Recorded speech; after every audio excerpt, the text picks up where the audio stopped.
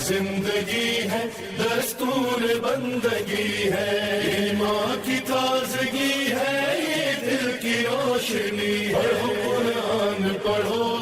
پڑھو قرآن۔ اعوذ باللہ من الشیطان الرجیم، بسم اللہ الرحمن الرحیم، الحمدللہ رب العالمین، والصلاة والسلام علی اشرف الانبیاء والمرسلین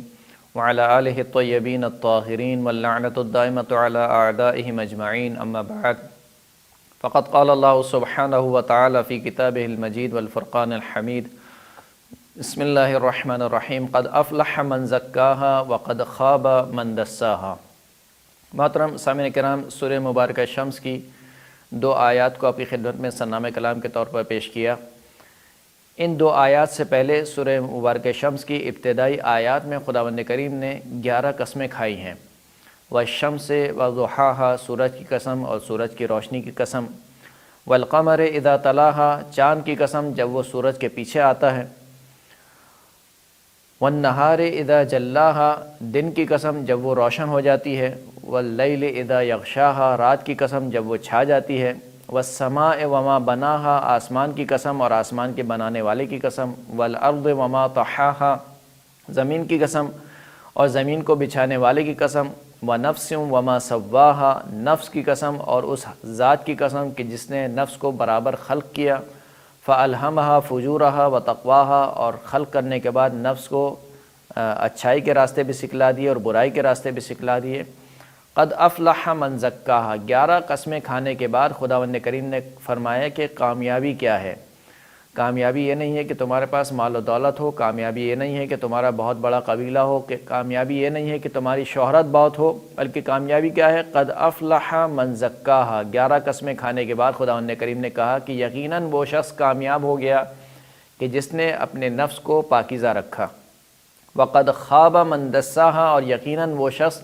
ناکام ہو گیا کہ جس نے اپنے نفس کو ناپاک کیا۔ تزکیہ نفس ان امور میں سے کہ جس کے اوپر اسلام نے بہت زیادہ تاکید کی اور تعلیم کو تزکیہ نفس کے ساتھ ساتھ رکھا۔ والذی بعث فی الامیین رسولا منہم یتلو علیہم آیاتہ ویزکیہم ویعلمہم الکتاب والحکمہ، خداوند کریم وہ ہے کہ جس نے امیین میں سے ایک رسول بھیجا، وہ کیا کرتا ہے؟ یتلو علیہم آیاتہ، ہماری آیات کی تلاوت کرتا ہے، ویزکیہم، اور ان کا تزکیہ نفس کرتا ہے، ویعلمہم الکتاب والحکمہ، اور انہیں کتاب اور حکمت کی تعلیم دیتا ہے۔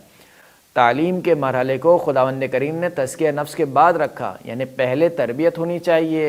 پھر تعلیم اور کتاب اور حکمت کی تعلیم ملنی چاہیے۔ اس لیے کہ اگر تربیت نہیں ہوگی تو علم انسان کو ترقی تک نہیں پہنچا سکتا، علم انسان کو سعادت تک نہیں پہنچا سکتا جب تک انسان کی تربیت نہ ہو۔ اور یہی ہمارے معاشرے کا بہت بڑا المیہ بنتا جا رہا ہے، اور مغربی دنیا کا بھی یہی بہت بڑا المیہ ہے کہ وہاں پر ظاہر پر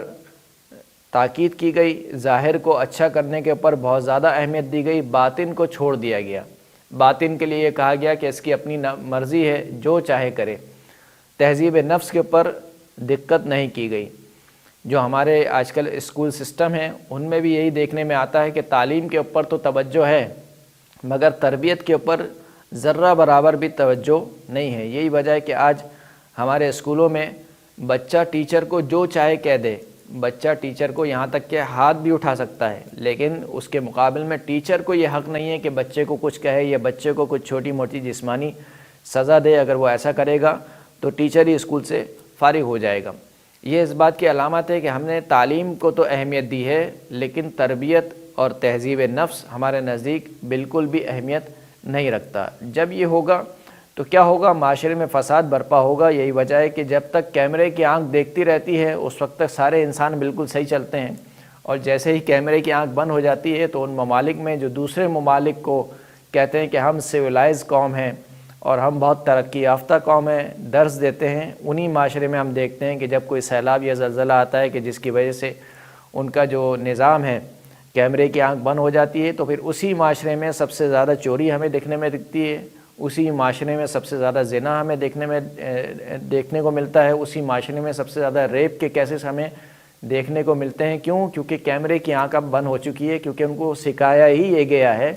کہ جب تک یہ کیمرے کی آنکھ تمہیں دیکھ رہی ہے تمہیں انسان بن کے رہنا ہے، اور جیسے یہ کیمرے کی آنکھ بند ہو جائے تمہارے اندر کا جو بھیڑیا ہے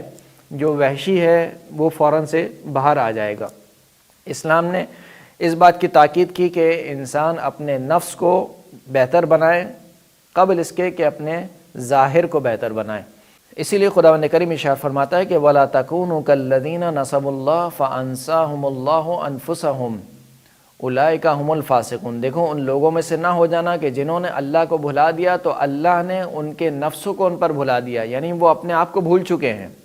وہ کون ہیں، کہاں سے آئے ہیں، انہیں کہاں پر جانا ہے، وہ اپنا مقصد تخلیق ہی بھول چکے ہیں، اور یہی لوگ فاسق اور فاجر ہیں۔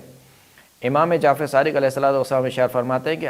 حاسبوا انفسکم قبل ان تحاسبوا علیہ، کہ اپنے نفسوں کا حساب و کتاب کرو قبل اس کے کہ تمہارا حساب و کتاب لیا جائے۔ امام موسیٰ کاظم علیہ السلام ارشاد فرماتے ہیں کہ لیس منا من لم یحاسب نفسہ کل یوم، کہ وہ شخص ہم میں سے نہیں ہے کہ جو ہر روز اپنے نفس کا محاسبہ نہ کرے۔ فَإِنْ عَمِلَ حَسَنًا اسْتَزَادَ مِنْهُ، پس اگر دیکھے کہ اس نے کوئی نیک کام انجام دیا ہے تو اللہ سے مزید توفیق طلب کرے کہ خدایا جس طریقے سے آج تو نے مجھے نیک کام کی توفیق دی ہے، آئندہ بھی اسی طریقے سے نیک کام کی توفیق عطا فرما۔ وَإِنْ عَمِلَ سَيِّئًا، اور اگر کوئی برا کام دیکھے کہ آج اس نے کوئی برا کام انجام دیا ہے تو استغفر اللہ وتاب الیہ، تو پس اللہ سے مغفرت طلب کرے، استغفار کرے اور اللہ کی جانب رجوع کرے، یعنی توبہ کرے۔ محاسبہ نفس بہت ضروری ہے، اپنے آپ کو یہ دیکھنا کہ آیا میں صحیح راہ پر چل رہا ہوں، جس طریقے سے مجھے چلنا چاہیے، میرے اعمال اور میرا کردار درست ہے یا درست نہیں ہے۔ جب تک انسان خود اپنا محاسبہ نہیں کرے گا، دنیا کی کوئی مشین اس کا محاسبہ نہیں کر سکتی۔ سرکار ختم مرتبہ حضرت محمد مصطفیٰ صلی اللہ علیہ وآلہ وسلم فرماتے ہیں کہ ایک مرتبہ اپنے اصحاب کے درمیان بیٹھے ہوئے تھے اور اصحاب سے فرمایا کہ الا انبئکم اکیس الکیسین واحمق الحمقاء، کیا تمہیں عقل مندوں میں سے سب سے زیادہ عقل مند کے بارے میں تمہیں خبر نہ دوں، اور احمقوں میں سے سب سے زیادہ احمق کے بارے میں تمہیں خبر نہ دوں؟ اصحاب نے کہا کہ بلا یا رسول اللہ، کیوں نہیں، ہمیں خبر دیجئے کہ عقل مندوں میں سے سب سے زیادہ عقل مند کون ہے اور احمقوں میں سے سب سے زیادہ احمق شخص کون ہے؟ سرکار نے ارشاد فرمایا کہ اکیس الکیسین من حاسب نفسہ وعمل لما بعد الموت، کہ عقل مندوں میں سب سے زیادہ عقل مند شخص وہ ہے کہ جو اپنے نفس کا محاسبہ کرے اور موت کے بعد کی زندگی کے لیے عمل انجام دے۔ اور پھر اس کے بعد ارشاد فرمایا کہ احمق الحمقاء، احمقوں میں سب سے زیادہ احمق شخص وہ ہے کہ اتبع نفسہ ہواہ، کہ جس کا نفس اس کی ہوائے نفس کی پیروی کرے، اتباع کرے، اور وہ اپنے نفس کا محاسبہ